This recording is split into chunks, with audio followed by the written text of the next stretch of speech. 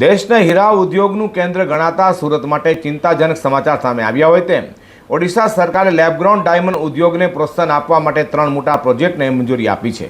સાથે રોકાણકારોને આકર્ષવા વીજળીના સબસિડી સહિતની જાહેરાતો કરતા સુરતના હીરા ઉદ્યોગમાં હરીફાઈ વધવાની આશંકા વ્યક્ત કરાઈ રહી છે। ઓડિશા સરકારે વર્ષ 2024માં પ્રથમ વખત 3 મોટા લેબગ્રાઉન્ડ ડાયમંડ ઉત્પાદન પ્રોજેક્ટને મંજૂરી આપી છે। રાજ્યમાં અંદાજે 1000 કરોડનું રોકાણ આકર્ષવાના હેતુથી સરકાર ઉદ્યોગને વિશેષ પ્રોત્સાહન આપી રહ્યા છે। લેબગ્રાઉન્ડ ડાયમંડનું ઉત્પાદન દરમિયાન લગભગ 80% ખર્ચ વીજળી પર થતો હોવાથી ઓડિશા સરકારે વીજળીના દરમાં પણ સબસિડી આપવાની જાહેરાત કરી છે।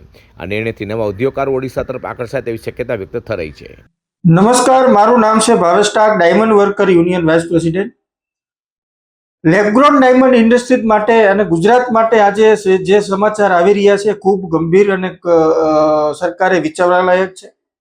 કારણ કે ઓડિશા ગવર્મેન્ટે ક્યારેય નહીં અને હમણાં જ 3 નવા પ્રોજેક્ટની જાહેરાત કરી છે। એની અંદર જમીન સંપાદન, જમીનની બાબત હોય કે વીજળીની બાબત હોય કે રોકાણકારોને પોતાના લોનોની MSMEની બાબત હોય, આ તમામ બાબતોની અંદર સરકાર ઉદ્યોગકારોને મદદ કરશે। કારણ કે લેબગ્રાઉન્ડ ડાયમંડ ઇન્ડસ્ટ્રીઝને ઓડિશાની અંદર આકર્ષવા માટે જો આવું બનશે તો ગુજરાતમાં 50 વર્ષથી નથી બન્યું એવું બનવા જઈ રહ્યું છે કે ગુજરાતનો હરીફ ઊભો થશે। ગુજરાતના રત્ન કલાકારોને જે રોજગારી મળે છે એની ઉપર થોડીક અસર થવાની પૂરી શક્યતાઓ છે।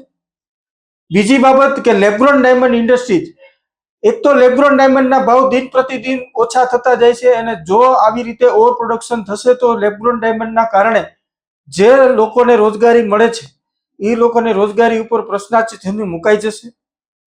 ગુજરાતની અર્થવ્યવસ્થા ઉપર પણ અસર થવાની શક્યતા છે। તો આ બાબતે ગુજરાત સરકારે પણ ખૂબ ગંભીરતાથી લેવી જોઈએ કે જે અહીંના લેબગ્રાઉન્ડ ડાયમંડ ઇન્ડસ્ટ્રી છે એને પણ ઉગારવા માટે એને મદદ કરવી જોઈએ। રત્ન કલાકારો જે 3 વર્ષથી આ મંદિરના સપડાયેલા છે એને પણ મદદ કરવી જોઈએ।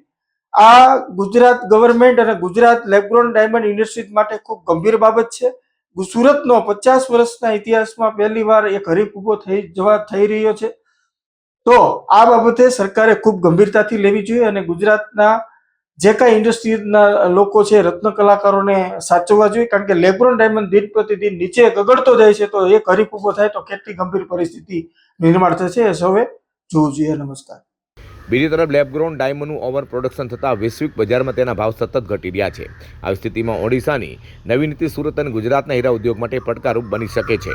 ઉદ્યોગો સાથે જોડાયેલા રત્ન કલાકારોની રોજગારી અને ગુજરાતની વિદેશી આવક પર પણ તેની અસર પડવાની આશંકા વ્યક્ત કરાઈ રહી છે।